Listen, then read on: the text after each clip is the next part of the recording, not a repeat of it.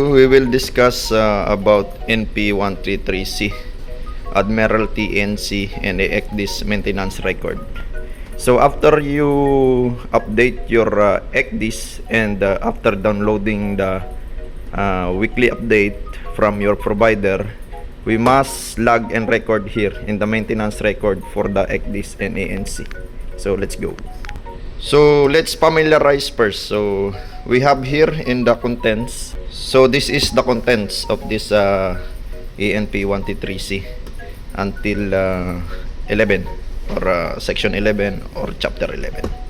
I mean section 11. So first, here in the first content, digital charge service certificate. So you must compile this one, digital charge service certificate from your provider. Example like this one. So example like this one, we have a Nabtur provider. So like this one. So you can export this one from the application of your provider. All this one is a certificate. The expiration here, it's also mentioned what has been your subscribed. For example, here we are subscribing this vector chart, digital publication, ENP, and Admiralty electronic notice to mariners. Then for the section 2, ANC status. So after you update your ECDIS, you must log here. So this is the example what you will be logged here in this section. So in different vessel, different second officer, different comments that they put here. So it's depend to you if you will follow the example here, or you will follow your previous second officer, or if you have your comment for yourself. For here, for example like this one, it's the same for all. This date, what date you receive, this week number. This one, the base, you will check if you have a base CD need to update. So you will check here. Then here for me, it's only update because in Nabtur, the base CD, it's also included here in the update. So I just put only update. Then this one, media, DVD or download. So we download this one to Nabtur, so downloaded. So corresponding permit location, this one, for example, where did you save this permit? For example, for me in the knobstick and ECDIS HDD. Then date has been your ECDIS been applied for weekly update. Then here your comments, if all permits and updates are successful, you can put here like this one.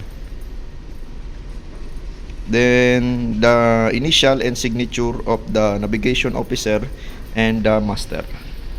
Then for temporary preliminary notices to mariners and Admiralty information overlay status in section 3. So this one for notice to mariner and AIO. So this is the example what you need to write here in this section. So I told you it's depend to you if you will follow the example or if you have your own comments. So for me, like this one.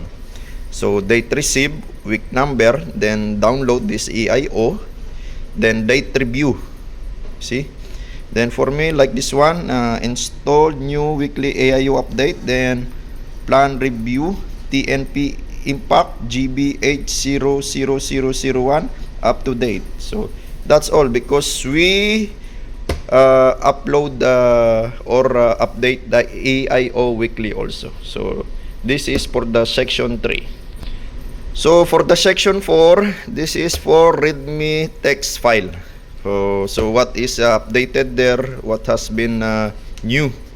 So also you see you can download file from this website. See. So for the readme text file, for example like this one, because we also download this one from our provider. So we will check here if something new or don't have any changes. So for example, like this one, if you can see, there's no significant changes here for this week. So if that case, so I just put like this one, in documents, no changes, see attached. I attach this one in this section, in this section 4, so that if the inspector will ask, so I can show him that there's no changes at all in the readme text file. So in the section 5, canceled withdrawn cells. So if you can see here, I have this one, service withdrawn cells, and this one, replacement canceled cells. So some provider did not produce this one. So if like this happen, you can download it in this website. So you can go here, go back to your first page of your section 5.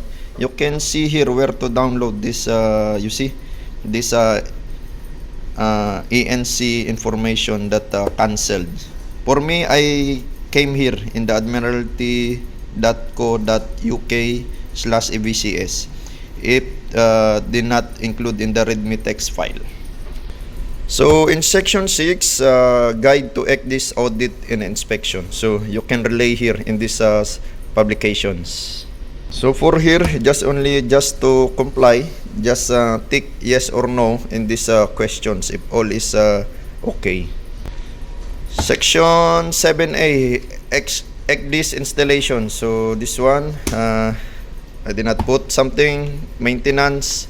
This one in 7B, usually we put here, for example, if there's a maintenance of your ECDIS, for example, there's a troubleshooting, updated of the new version, you will log here as per example like this one also.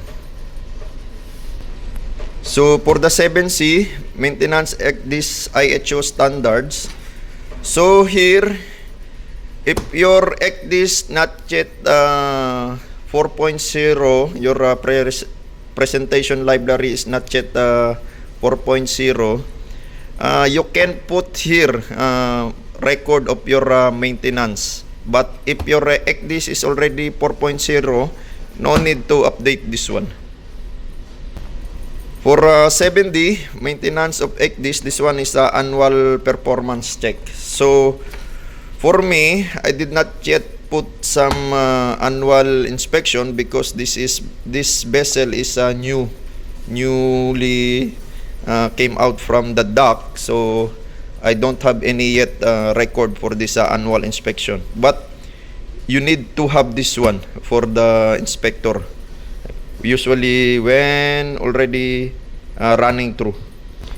So in section 8, ECDIS familiarization training. So for us in this company, we have our own specific training, familiarization training. So it's the same. So we did not put here already. But if you don't have any specific training form on board, or you as per your company SMS, you can follow this one, so that you have this record and training familiarization of all navigation officer, from master to the third officer on board the vessel. So for 9, maritime cyber risk management, you can also put here some risk assessment. But for us also, because this as per company procedure, we have to file this risk assessment in the different filing. So we did not put here in this section, but we have compilation for the other folders. And for the last one, this is the section 10, IHONC and ECDIS cybersecurity instruction, just only instruction. And for the spare one, for the 11, for example 11 and 12, you can put here all alarms of your ECDIS, your specific alarms of your ECDIS, you can put here in the spare section.